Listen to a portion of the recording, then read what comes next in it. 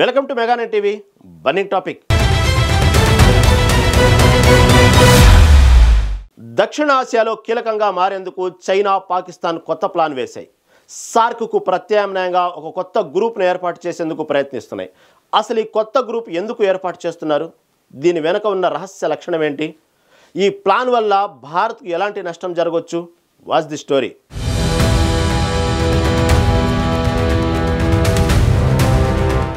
Pakistan, China కలిసి దక్షిణ ఆసియాలో ఓ కొత్త ప్రాంతీయ సంస్థను ఏర్పాటు చేసేందుకు ప్లాన్ చేస్తున్నాయి. ఈ సంస్థ సార్క్ దక్షిణ ఆసియా ప్రాంతీయ సహకార సంస్థ స్థానాన్ని భర్తీ చేసే అవకాశం ఉందని చెబుతున్నారు. దీనికోసం ఇస్లామాబాద్, బీజింగ్ మధ్య గత కొన్ని నెలలుగా చర్చలు జరుపుతున్నట్టు సమాచారం. ఇటీవల చైనాలో పాకిస్తాన్, చైనా, బంగ్లాదేశ్ మధ్య త్రైపాక్షిక సమావేశం జరిగింది. ఈ సమావేశం ఈ కొత్త గ్రూప్ ఏర్పాటుకు ఒక ముఖ్యమైన అడుగుగా భావిస్తున్నారు. ఈ గ్రూప్ లో సార్క్ లోని ఇతర దేశాలైన శ్రీలంక, మాల్దీవులు, ఆఫ్ఘనిస్తాన్, నేపాల్, భూటాన్లను చేర్చుకోవాలని పాకిస్తాన్, చైనా ప్లాన్ చేస్తున్నాయి. భారత్ను కూడా ఆహ్వానించనున్నారని, కానీ భారత్ ఈ గ్రూప్లో చేరే అవకాశం తక్కువని దౌత్య వర్గాలు చెబుతున్నాయి. ప్రాంతీయ వాణిజ్యం, కనెక్టివిటీ, ఆర్థిక సహకారాన్ని పెంచడం ఈ కొత్త సంస్థ లక్ష్యంగా భావిస్తున్నారు. చైనాలో జరిగిన సమావేశంలో ఈ గ్రూప్ను ఏర్పాటు చేయడానికి చర్చలు జరిగాయి. ఇతర సార్క్ దేశాలను చేర్చుకునేందుకు ఆహ్వానాలు పంపాలని నిర్ణయించారని చెబుతున్నారు. అయితే ఈ సమావేశం రాజకీయాల కోసం జరిగింది కాదని బంగ్లాదేశ్ పబ్లిక్గా చెప్పినా దౌత్య వర్గాలు ఈ గ్రూపు ఏర్పాటు భారత్ను ఒంటరి చేయడానికి చైనా, పాకిస్తాన్ వ్యూహంగా భావిస్తున్నారు.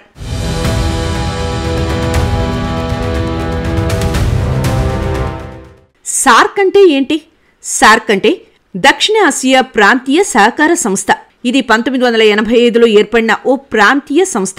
దీనిలో భారత్, పాకిస్తాన్, బంగ్లాదేశ్, శ్రీలంక, నేపాల్, భూటాన్, మాల్దీవులు, ఆఫ్ఘనిస్తాన్ సభ్య దేశాలుగా ఉన్నాయి.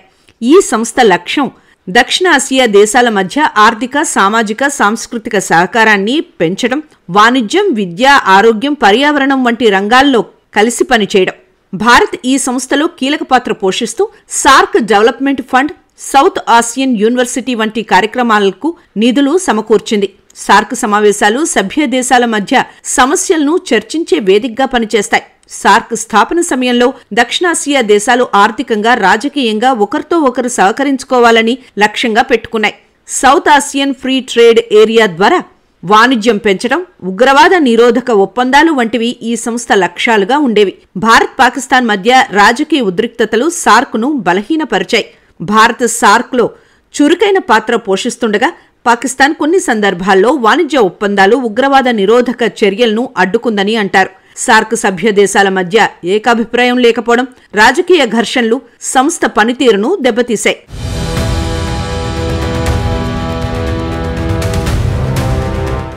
సార్క్ సదస్సు 1916 నుంచి ఆగిపోయింది. దీని ప్రధాన కారణం భారత్, పాకిస్తాన్ మధ్య రాజకీయ ఉద్రిక్తతలు. 2016లో ఇస్లామాబాద్లో జరగాల్సిన 19వ సార్క్ సమ్మిట్ను భారత్, ఆఫ్ఘనిస్తాన్, బంగ్లాదేశ్, భూటాన్ బహిష్కరించాయి. 2016లో జమ్మూ కాశ్మీర్లోని ఉరిలో జరిగిన ఉగ్ర దాడి దీనికి కారణం. దీని వెనుక పాకిస్తాన్ హస్తం ఉందని భారత్ ఆరోపించింది. ఈ దాడిలో 19 మంది భారత సైనికులు మరణించారు. ఈ ఘటన తర్వాత భారత్ సార్క్ సమావేశంలో పాల్గొనడానికి నిరాకరించింది. ఇతర దేశాలు కూడా ఈ నిర్ణయాన్ని సమర్థించాయి. ఫలితంగా సమావేశం రద్దయింది. అప్పట్నుంచి సార్క్ కార్యకలాపాలు స్తంభించాయి. భారత్, పాకిస్తాన్ మధ్య ఉన్న సమస్యలు, ముఖ్యంగా కశ్మీర్ విషయంలో ఉన్న విభేదాలు, ఉగ్రవాదంపై ఏకాభిప్రాయం లేకపోవడం సార్క్ను బలహీనపరిచాయి. పాకిస్తాన్ సార్క్ వేదికను రాజకీయ లబ్ధి కోసం ఉపయోగించడానికి ప్రయత్నించిందని, ఉగ్రవాద నిరోధక చర్యలను అడ్డుకుందని భారత్ ఆరోపించింది. సార్క్ దేశాల మధ్య వాణిజ్య ఒప్పందాలు, కనెక్టివిటీ ప్రాజెక్టులను పాకిస్తాన్ వీటో హక్కుతో ఆపడానికి ప్రయత్నించిందని ఆరోపణలు ఉన్నాయి. ఈ రాజకీయ ఘర్షణల వల్ల సార్క్ సమావేశాలు, కార్యక్రమాలు ఆగిపోయాయి. 2014 తర్వాత సార్క్కు సంబంధించి ఎలాంటి పెద్ద సమావేశం జరపలేదు.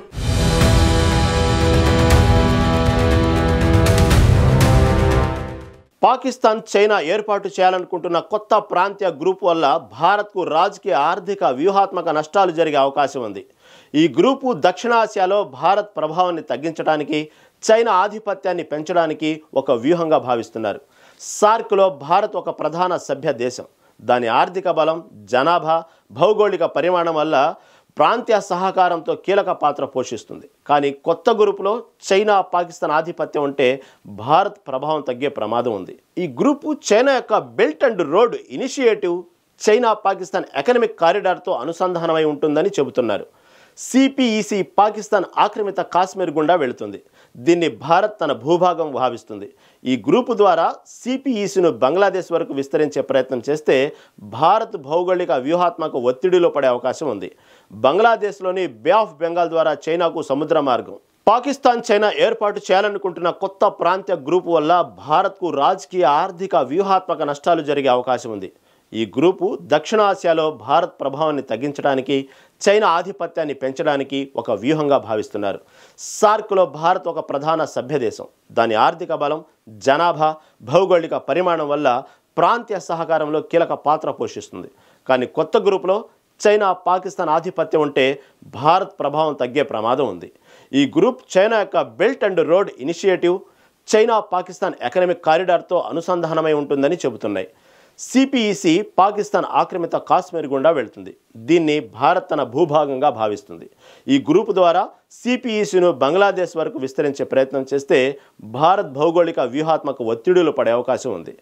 బంగ్లాదేశ్లోని బే ఆఫ్ బెంగాల్ ద్వారా చైనాకు సముద్ర మార్గం, పాకిస్తాన్ ద్వారా భూమార్గం దొరికితే భారత్ చుట్టూ చైనా ప్రభావం పెరుగుతుంది.